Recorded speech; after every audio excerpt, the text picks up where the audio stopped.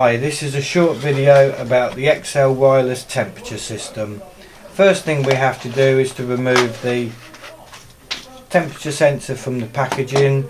Please do not lose the probe that is needed, and inside the packaging is a manual. First job we do is to remove the tab from the battery. That enables the sensor. We now have to learn the sensor to the XL receiver, and as normal we have to choose if we want channel 1, 2 and 3, which can be alert or alarm, or channel 4 alert only. To learn the systems together it's quite easy. We're going to be pressing the red button on here after putting the receiver into learn mode. To put the receiver into learn mode, we're going to be pressing the learn button, wait for the second beep and then press the relevant channel.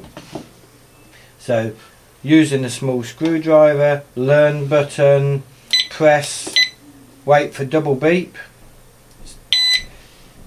channel 1 I've selected, and that light's now flashing ready to program.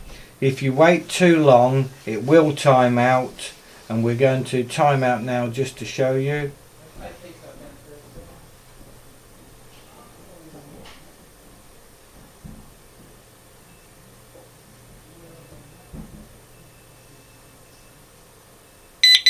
That's now timed out, just to show you that that can happen. So again we're going to press the learn button, wait for the second beep, press the relevant channel button, and then once that's flashing on the receiver we're going to press the red button.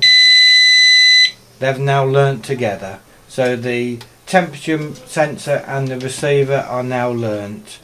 Next thing we need to do is to decide whether we're going to use the internal or external settings. There's a small two-way switch here that says X or int.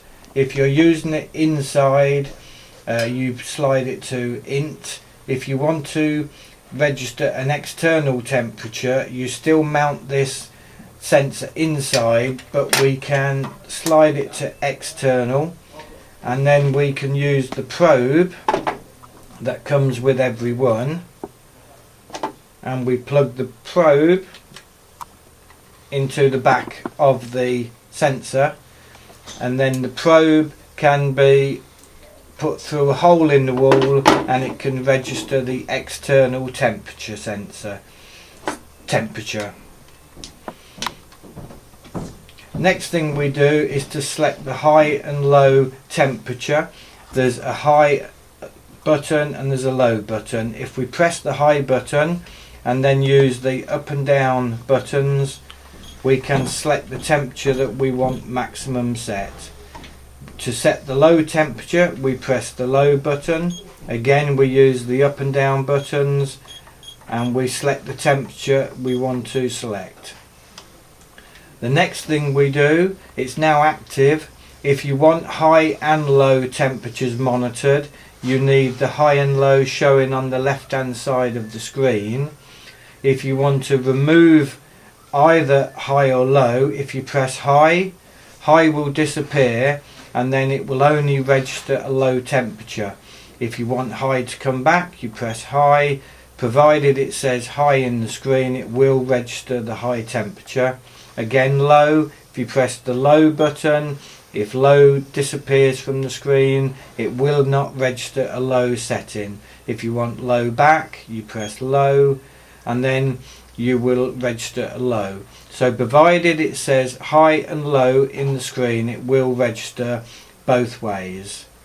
The only other two things to discuss are in the back of the unit is when you need to replace the battery you need a small screwdriver, a cross-headed screwdriver, you need to remove a screw and you need to swivel the battery out, and there are the batteries, small 3-volt lithiums.